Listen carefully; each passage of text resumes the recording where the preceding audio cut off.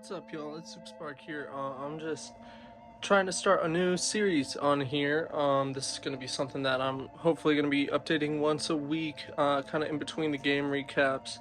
Also going to be doing the game recaps not as frequently as I sort of first stated. I think I'm going to get around to those more in the playoffs. I want to sort of get into basketball history and kind of just all the fun stuff, ranking players based on like stupid things like that. But anyways, this series is going to be the teams that either almost beat or did beat the 2015 to 2016 Warriors. I put a lot of work into this. I looked through the play-by-plays of all the games that we're going to be getting into in this series. I believe there are going to be 11 games that we're going to look at because there are 2 overtimes that I really wanted to look at, and then of course there are 9 losses. So yeah, here's the first video. I hope you guys really enjoy. Yeah, thanks for watching. The 2015 to 2016 Warriors are one of the best teams we have ever seen, and they didn't win the championship. They, in fact, are the one and only team to lose in the finals when up 3-1. They are also the one and only team to win 73 games in a single season. To win 70 games is to play with complete and utter dominance that is not seen often. In fact, it has only happened twice, the first being Chicago in '96. The Warriors are the only team to be this dominant since Michael Jordan's Bulls. That's just truly something to behold.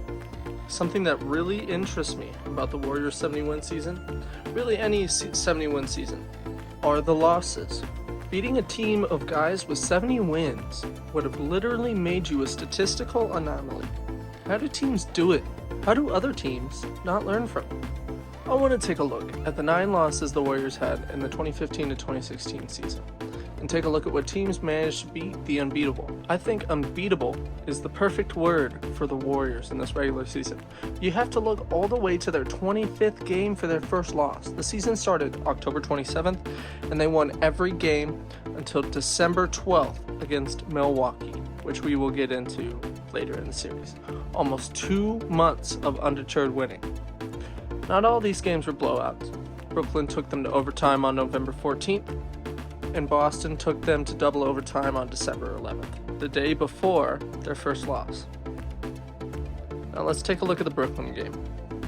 This was in Brooklyn, a team that had beat Golden State in their previous meeting a year before, with generally the same roster. A game in which Jarrett Jack hit the game winner, a little fadeaway shot over Steph Curry. So Brooklyn's starting 5 was Jarrett Jack, a two-way true point with nice handles. He had good finishing and a good jumper. He could really score from anywhere he wanted. A young Brook Lopez, a stretch big who could rim protect pretty well. Joe Johnson, who was a solid swingman guy and pretty good glue guy. Thaddeus Young, small ball power forward who was a really solid two-way player. And Rondae Hollis Jefferson, a promising rookie combo forward who could defend inside and out and was pretty damn athletic. They also had a young Bojan Bogdanovic off the bench as a 6th man. So by the end of the first quarter, it was pretty clear that Golden State was off of their game, as the score sat at 36-21 Brooklyn. Steph actually missed quite a few shots, turned it over a couple times. Not many others were making shots either for Golden State. Meanwhile, for Brooklyn, everything seemed to be working, especially for Jarrett Jack. He was picking up assists, hitting threes, hitting middies, hitting lays, getting anything that he wanted. Thad Young also had a great first quarter, dominating the paint.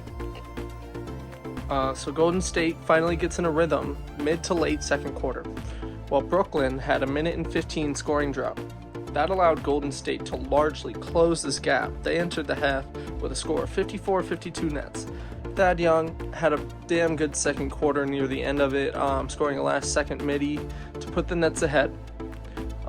Curry found a shot entering the game with 6:15 left, and he made 5 of his 5 after entering, 4 of which were threes.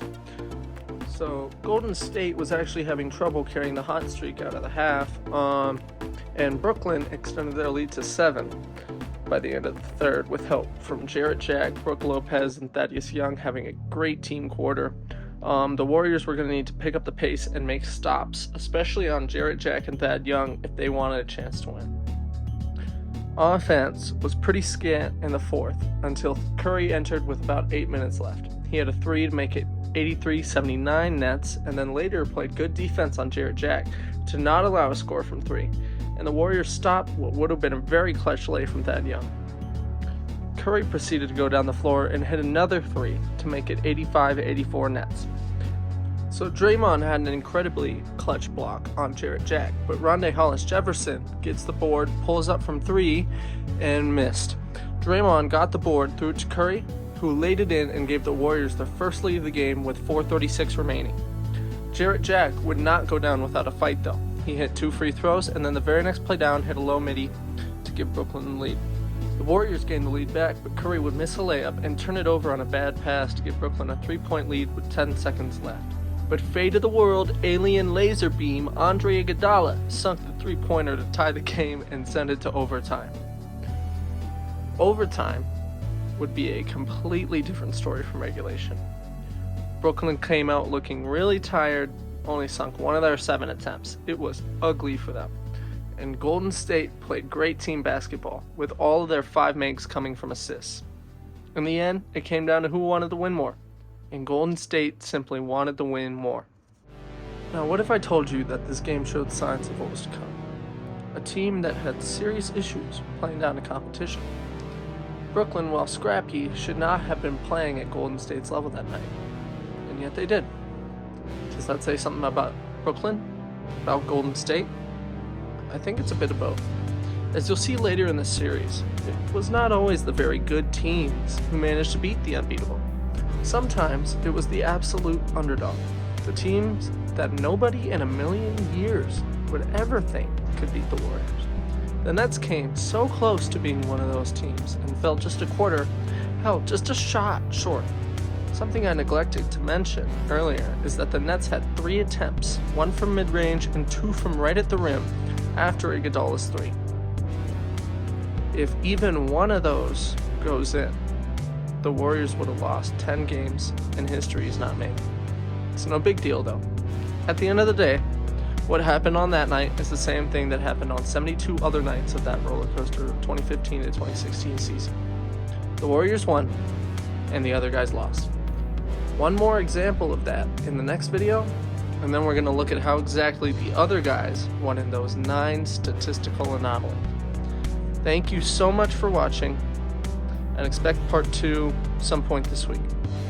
So that is the first episode of my series. If you guys are interested in more, please hit the like and subscribe. I'm trying to figure out something else to do with the visuals. I just like this angle because you can see my albums and that Jordan poster. But I'm trying to get, kind of more of a digital thing going on. I just got to figure that stuff out a little more. But anyways, if you guys like what I'm doing, please like the video. And go ahead and subscribe if you want to see more. As always, this beat is mine. Check me out on Spotify, JoySpark, JYSPRK, and I will see you later. Peace out.